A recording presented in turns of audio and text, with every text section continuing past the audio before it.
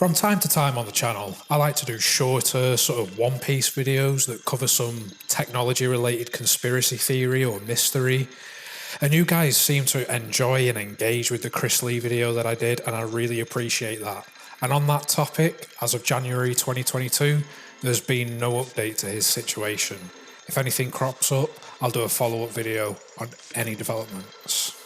Anyway, recently I got the idea to do a sort of compilation video of the most oddball conspiracy theories that have been gaining traction in the past year or so. I mean seriously, the kind of conspiracies that make anti-vaxxers and anti-5G proponents look like the bastion of scientific minds. However, I came across one theory in particular that just blew me away. So perplexed, so dumbfounded, so outright baffled was I that I just had to dedicate an entire video to this one theory. Or more accurately, a cluster of conspiracy theories that are mashed together into a single narrative. People of the internet, I bring you the secret space program.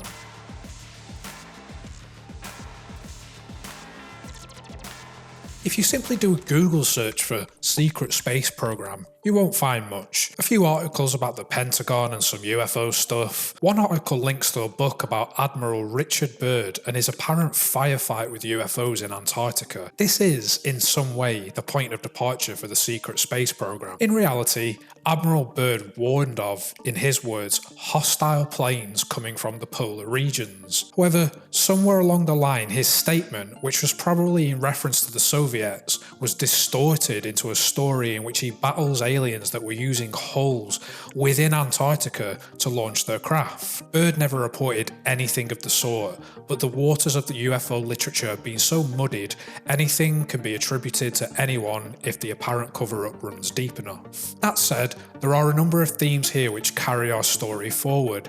Antarctica is a hotbed for UFOs, apparently. Here's where things get weird. In 1939, the Nazis sent an expedition to Antarctica to look for a good place to set up a whaling station. They entered a territorial dispute with Norway over a particular region which the Nazis claimed as their own and named it Neuschwabenland, literally New Swabia. However, the Germans made no formal claim to the land, never set up their intended whaling station, and really only charted some geographical features of the area. They never returned until 1981, where they set up a scientific research station which is still in use today. That's the boring story.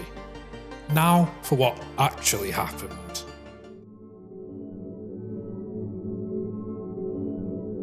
The Nazis, who we all know were interested in the occult, aligned themselves with the Vril Society, led by a beautiful and powerful psychic named Maria Orsic. Through her intense psychic connection to otherworldly beings scattered throughout the universe, she was able to set up a telepathic channel with reptilian beings who endowed the Nazis with blueprints to create anti-gravity vehicles. According to these reptilians, there were ancient alien crafts stashed within the polar desert of Antarctica, so Hitler hastily set up an expedition to go and recover the techers. Not only were the Nazis able to use this tech to create powerful flying saucers, but also the Die Glock, or the bell, which they hid inside a mountain and used for time travel. During the 1940s, the Nazis managed to reach the dark side of the moon and set up a base there.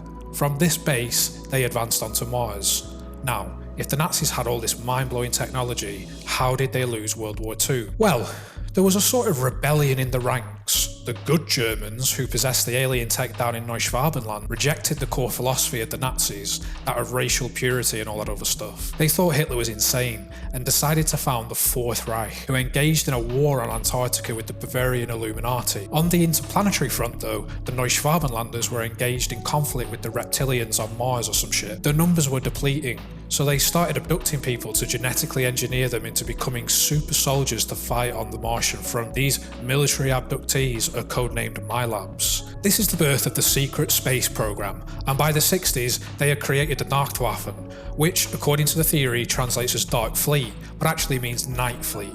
The German word for dark is Dunkel, and Dunkelwaffen sounds way less cool than Nachtwaffen. So the Nachtwaffen begin a process of aggressive expansion, setting up shop on moons around the gas giants, and even getting to the far-off reaches of the Kuiper Belt. Not content with this though, the Neuschwabenlanders, for whatever reason, use the Die Glock to travel back in time and settle other parts of the solar system.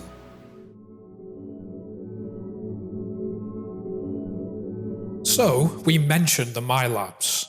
These were humans abducted from Earth, apparently for their psychic abilities to serve in the Nachtwaffen. They weren't all drafted to be soldiers though. Some were slaves, assassins, labourers, and people who could provide intimate services, if you catch my drift. This is where the modern conspiracy theorists build their characters. Through hypnosis and past life regression, people are coming forward to share their stories and whistleblow on their roles within the Nachtwaffen. There's even the My Lab Recovery Network, a website offering a paid service to help people uncover their repressed memories from when they served in the Nachtwaffen. These are led by a chap called James Ring, who also runs a YouTube channel in which he interviews Nachtwaffen whistleblowers. Recently, Oki ran a fantastic video in which he creates his Nachtwaffen avatar and infiltrates the conspiracy through his interviews with James Ring.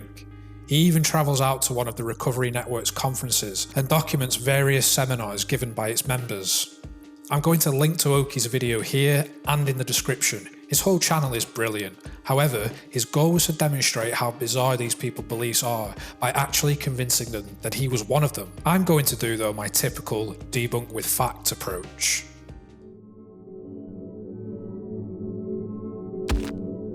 What's wild about this conspiracy is that it weaves together so many different, completely debunkable conspiracies into one loose web of lore. Normally, conspiracies follow one event, organisation or phenomenon, but the secret space program lore is its own beast that needs untangling. So what have we got? Nazism and the occult? The Vril Society? Reptilians? Neuschwabenland? Die Glock? Time travel? Past life regression? That's a hell of a list. So let's break it down. It has sort of entered the popular zeitgeist that the Nazis were all about occultism and mysticism. These claims are kind of odd though, and they largely stem from a book written in 1985 by a historian called Nicholas Godric Clark. The book is called The Occult Roots of Nazism, and it makes the claim that the source of the Nazis' obsession with the occult is a 19th century Aryan movement in the region called Ariosophy, founded by Guido von List and Jörg Lanz von Liebenfels. The movement espoused the cleansing of religious thought from Austria by abandoning the Semitic ideals of Christianity and returning to the religious practices of our ancient ancestors, which they called the Aryo-Germanics. List's movement was gaining traction through its writings and submissions to various university societies, whilst at the same time another movement was growing, concerned with the livelihood of German workers in the face of expanding Jewish industry. This was founded by a chap named Theodor Fitch and became known as Germanenorden, or Teutonic Order. Its goal was to monitor the Jewish population and spread anti-Semitic propaganda. For various reasons, the Germanenorden split around 1918, and one of its offshoots, the German Order of the Holy Grail, became associated with the Thule Society. The Thule Society held regular discussion groups, and eventually the members of these discussion groups formed the German Workers' Party. The German Workers' Party did have a profound influence on the early Hitler, but only through his association with guests at the discussion groups and not the actual Thule Society members. There is absolutely no evidence that Hitler was taught in occultism and mystical techniques through these connections. Also, the folk or Volkisch sentiments of people in the region at the time was fertile breeding ground for a number of groups who were operating as a result of admiration for von List. So,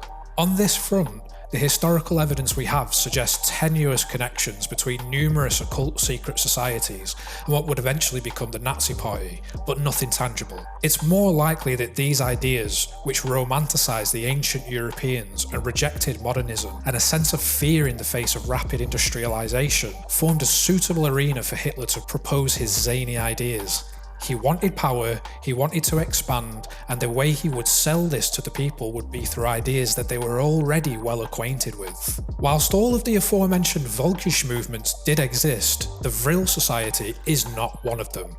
This stems from a sci-fi novel published in 1871 called The Coming Race. In this story, an explorer becomes lost and falls deep within a mining shaft, encountering a subterranean race of super beings who call themselves the Vrilya. The book was hugely successful, and the use of the term Vril, meaning healing elixir, became widespread.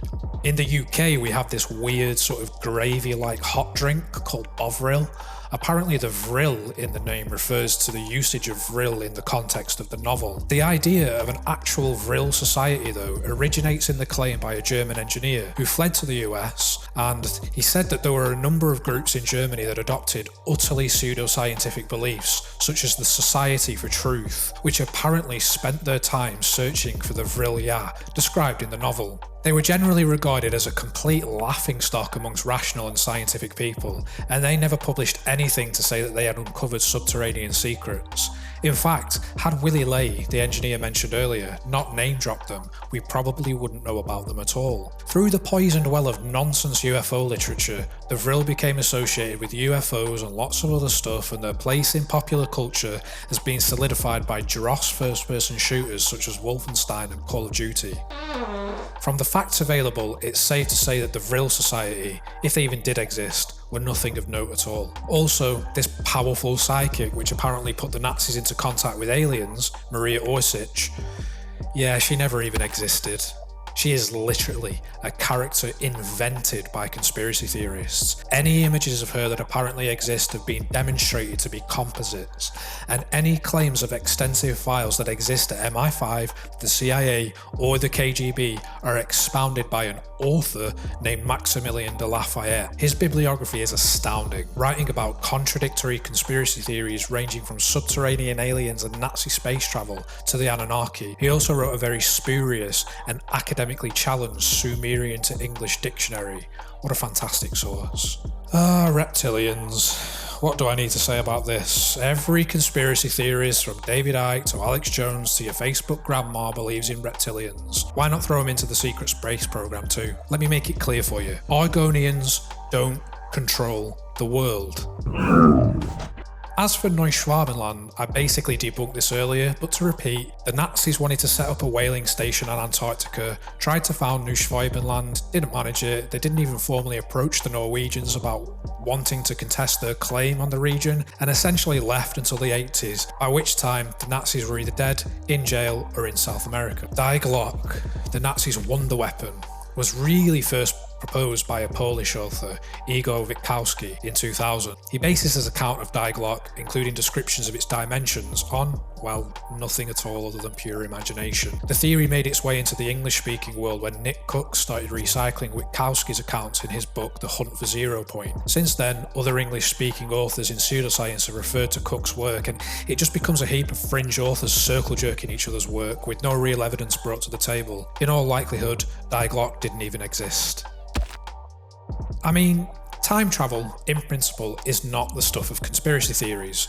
What is, though, is the claim that we have already developed the technology to achieve it. Travelling forward in time in minute amounts is allowed by special and general relativity, and this kind of movement has been empirically verified and observed in regions of intense gravity. Travelling backwards in time, though, is not only thought to be physically impossible for large bodies, but the very notion of anything travelling back in time requires some serious hacking of general relativity and very specific cosmological circumstances, such as huge rotating black holes. Travelling from one point in time to another whilst ignoring the actual passage of time that constrains us is something discussed in quantum mechanical literature. Those physicists are referring to events on an unfathomably small scale, and even then, on the issue of time travel, I am honestly on the fence.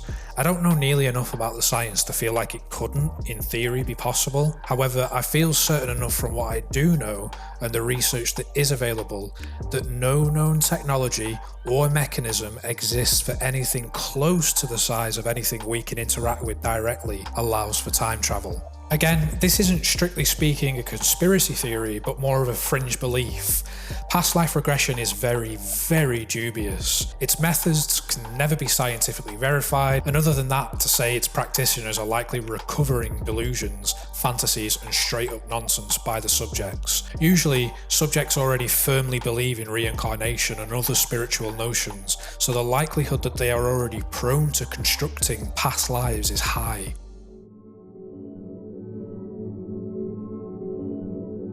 Within the secret space program lore, we have references to groups, phenomenon, and events that are all one by one, at best unfounded and at worst demonstrable nonsense and pseudoscience. That said, during my research of the secret space program, I realised These people aren't really doing any harm. Sure, you may say Rink is the ringleader of a group of hacks that make money from vulnerable people, but if being a secret interplanetary super soldier makes someone feel better about themselves and their place in the world, is it really so bad? They aren't out here destroying cell towers or protesting and generally being toxic at vaccination centres. Sure, their beliefs are wild, their lore is sensational and based on bizarre deviations from fact. However, most of us struggle to find meaning in this world. Some of us do it through dedicating ourselves to self-actuating activities. Some find meaning in religion, and others still find it in a world that they have created for themselves. And on that note, I conclude that the secret space program is not real in the realm of fact, but perhaps it is about as real as it needs to be.